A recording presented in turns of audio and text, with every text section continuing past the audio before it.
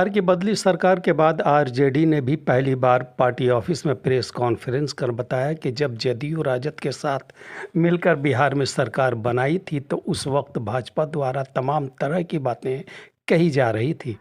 JDU को RJD में विलय करने तक की बात बीजेपी द्वारा कही जा रही थी। आज एक बार फिर मुख्यमंत्री नीतीश कुमार बीजेपी के साथ सरकार बना ली है और तरह तरह के आरोप भी राजद पर लगने लगी है। राजद नेता मनोज झा ने कहा कि जब हम नीतीश कुमार के साथ सरकार बनाने जा रहे थे तो उस वक्त तेजस्वी यादव ने नीतीश कुमार को बताया कि जो हमने चुनाव के दौरान नौकरी का घोषणा किया था उसे पूरा करेंगे और सरकार बनते ही युवाओं को सरकारी नौकरी देने का काम किया।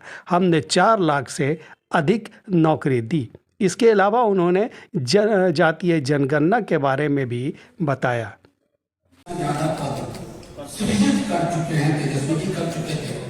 स्वास्थ्य विभाग 1,35,000 सब कुछ हो चुका है। बस मैं माननीय मुख्यमंत्री जी से आग्रह करता हूं कि सिर्फ ये तेजस्वी का विजन था, इसलिए इसको खाली करा है।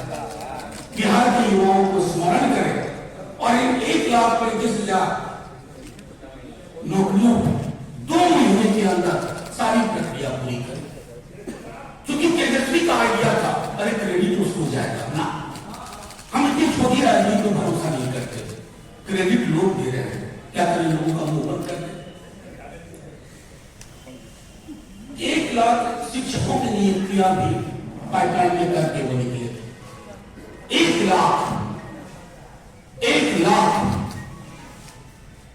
उन पर आपका उन शिक्षकों की नियुक्तियों का आपका कोई विभाजन ना होना पड़े। आप इनको पूरा करें 30 से 40 दिन के अंदर, तो एक संदेश जाएगा। लेकिन अगर आपको लगे करें तो तेजस्वी ने उसके मिनिस्ट्री ने, उनके मंत्रिमंडल ने, उनके सहयोगियों ने किया था, इसको ना किया जाए।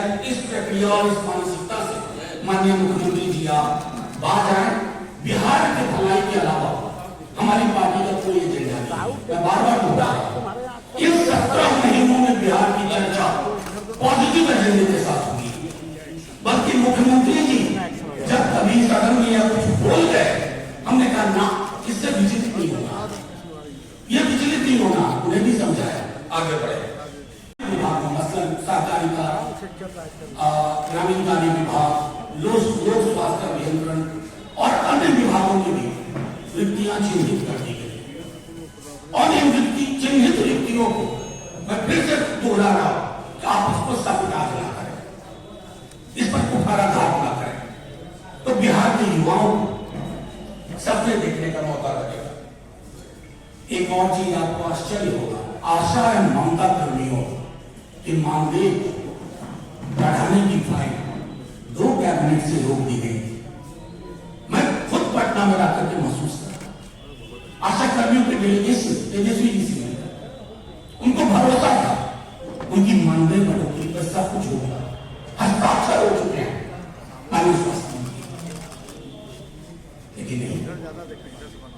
क्या बिता रहा है? तेजस्वी से क्या प्रॉब्लम थी, वो भी क्या प्रॉब्लम थी कोई नहीं जानता। आज तक आप नहीं बोल पाए कुछ भी। आशा और ममता कर्मियों के लिए क्यों कर रही है? उनका घर कैसे चलेगा? अब तेजस्वी जी से राजनीतिक लड़ाई लड़ी, अरे वो तो उस मिट्टी के बने हैं, झुकेंगे नहीं, लालू जी के बेटे। लेकिन आशा ममता कर्मियों का जो मानदेय बढ़ चुका है, उसको रोकने की कोशिश न करें। आप सबने देखा होगा कि दिनों मोइनुल हक इसका नहीं बने, सारा कुछ उसका प्रोसेस हो चुका है। मोइनुल हक इसके कई हॉस्पिटल्स की काया पलट की सारी प्रोसेस हो चुकी है। 5 स्टार होटल्स को लेकर के, निवेश को लेकर के कई सारी चीजें हो चुकी है। इसको सिर्फ इसलिए मत रोक दीजिएगा मुख्यमंत्री जी कि यह सपना तेजस्वी का था, यह सपना बिहार का। तेजस्वी जी ने उस पर मुहर लगाई, उनकी मुहर को सिर्फ इसलिए खारिज न कर दीजिए कि आप इसके घर में देखते देखते वो घर के होगा। ये फैसला संभवतः आपका ना रहा हो, स्वेच्छा से फैसला लेने के आप संभवतः समर्थ हैं या नहीं, मैं नहीं जानता। लेकिन ये जरूर जानता हूं कि कई नेतानुमा अधिकारी और कई अधिकारीनुमा नेता क्या क्या फैसले करवा लेते हैं। इन फैसलों से आपका फासला बढ़ता है लोगों के साथ। 17 बरस आप रहे, अगर नियुक्तियां आपने की होती ना तो इतनी पायलअप ना होता। क्यों लाखों की नियुक्तियां हुई? क्योंकि पायलअप आपके विजन में वो नहीं था, आपके दृष्टिकोण में नहीं था, आपके स्वभाव में नहीं था, आपके चरित्र में नहीं था। अब सब चीजें रास्ते पर ले आए, आप निकल गए। किस दबाव में, किस डर में, किस भय में, किस खौफ में, ये विश्लेषण पत्रकार करेंगे, बिहार की आम जनता करेगी। लेकिन मुझे बिहार के युवाओं का कर्तव्य है।